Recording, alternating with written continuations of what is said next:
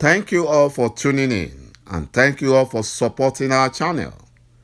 But if you haven't subscribed yet, please encourage us by doing so that we can bring you the latest news as they come. And together, we will support our leader, ﷺ Nnamdi Kanu, IPOB, and Eastern Security Network to make our Biafran dream a reality, he said. The Deputy Secretary General of United Nations, Ms. Amina Mohammed, a Fulani planted by the African Fulani elites in the United Nations to stop any case against Fulanis in Nigeria and propagate the narratives of the Fulani Nigerian government to the world leaders. She resisted the moves by the United Nations to declare Biafra and Oduduwa nations after the illegal kidnap of ﷺ Nnamdi Kanu and illegal arrest of Sunday IGBOHO in Kenya and Benin Republic, respectively.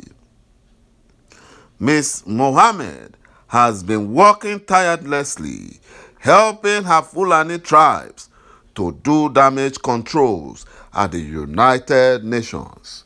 The UN had to bypass her and have invited the Yoruba nation to the United Nations General Assembly, UNGA 76, which will hold between September 14 and 30th, 2021, in order to finalize the arrangement for referendum for both Biafra and Yoruba nations, as Biafran's case had earlier been presented and discussed. The Yoruba nations have vowed not to relent in their campaign for self-determination, declaring they will present their case at the 76th United Nations General Assembly in September. The umbrella body of the Yoruba Self-Determination Group, İLE Ana Ọmọ Oòduà, has endorsed the ongoing petition being pushed by the Nigerian Indigenous Nationalities Alliance for Self-Determination, which urged the Fulani Nigerian government to conduct a referendum. According to their leader, Professor Wale Adeniran, he said that the United Nations General Assembly would be an opportunity to explain the Yoruba nation agenda to the world leaders, as our leader ﷺ Nnamdi Kanu have done in the time past. He has done it. And thank God the Yoruba nations are now following his footsteps. They are following it. The 76th session of the United Nations General Assembly will open on Tuesday, 14 September 2021 at New York, United States of America. The first day of the high-level general debate will be on Tuesday, September 21, and session will end Thursday, September 30.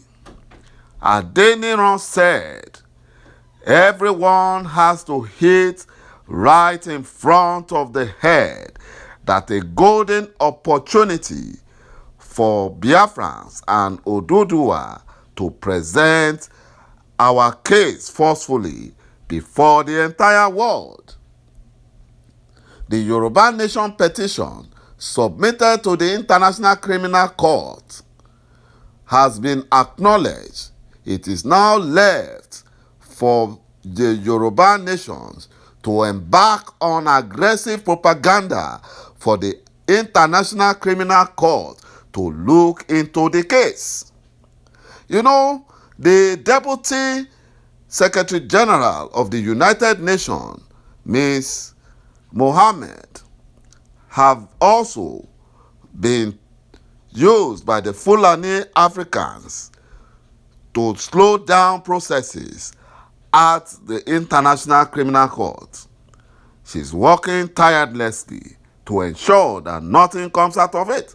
But she has failed because the Fulani will be sent back to Futajalon. They will be sent back. They will surely be sent back.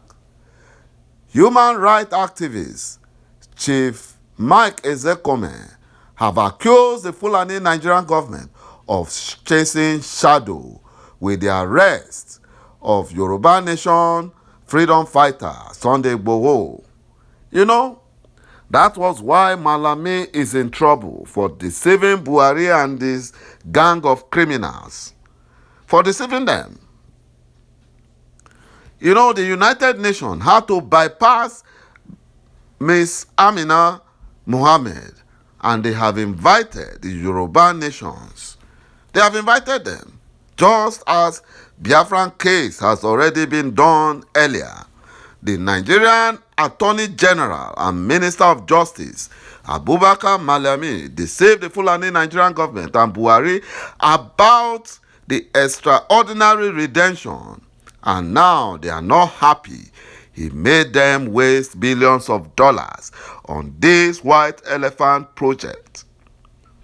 According to the human rights activist, Chief µIÄ, a senior advocate of Nigeria, he asked the Fulani Nigerian government to pursue substance instead of shadow so as to rescue the nation from the claws of Fulani Janjaweed terrorist kidnappers, bandits,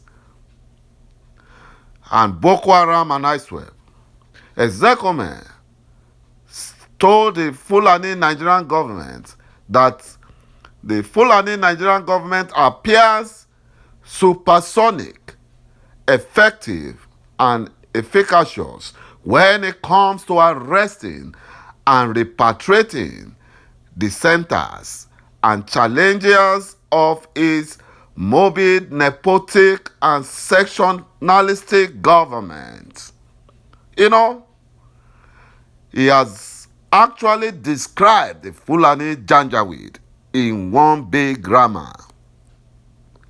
The same Fulani Nigerian government paradoxically appears abysmally weak and hopeless, hopelessly helpless when it comes to fighting AK-47 wielding armed terrorist Fulani bandits, Boko Haram, and other deadly Fulani insurgents, including ransom-taking kidnappers who are mostly kidnapping the very heart and soul of the zoo called Nigeria on a daily basis.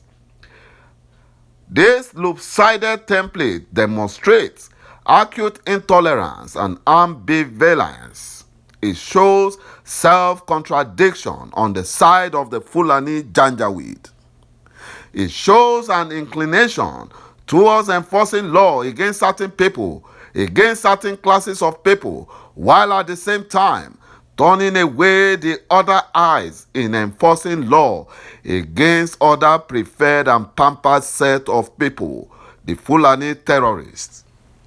The same Fulani Nigerian government that is suddenly effective in the case of our leader Mazi Nnamdi Kanu and Sunday IGBOHO have never been able to capture terrorist Fulani bandit kidnappers, armed bandits, and Boko Haram that are daily ravaging Nigeria, turning Nigeria into a sprawling field of human carnage. They take ransom. Innocent school children are paid for. Where is the same Fulani Nigerian government when Fulani kidnappers are demanding that the parents of the kidnapped children should now be feeding them in their kidnapped dens? Nothing. They do nothing. They do nothing. But it is suddenly become effective and audacious when it comes to arresting and even ambushing, attacking and kidnapping in their very homes self-determination activists and crusaders. That is what the Fulani Janjaweed Nigerian government are doing. You know, they are terrorists themselves. In Benue State, the Fulani terrorist bandits killed a 3-month-old baby, traditional ruler, and more than 100 people, and set over 50 homes ablaze in Oju local government. Where are the Fulani Janjaweed Nigerian government? They are nowhere to be found. They are nowhere to be found. But you will see them taking an helicopter to Cotonou, trying to kidnap Chief Sunday Igboho, trying to kidnap him. The same thing they did to our leader, paid for the services of Al-Shabaab terrorists to kidnap our leader. They did that. They did that. And here we are. Efulefu Joe Ibokwe, a Fulani slave in Lagos, is disgracing himself, claiming that Juju failed Mazi Nnamdi Kanu and Igboho. You know, instead of Ibokwe to focus on his gutter cleaning work, he is busy ranting on the media to show his loyalty to the Fulani Janjaweed, who are not noticing him. Igboho is a freedom fighter. Mazi Nnamdi Kanu is a freedom fighter. Ibokwe has now been confirmed as an enemy of the South. Thank you, my brothers and my sisters, for watching this video, and bye-bye for now.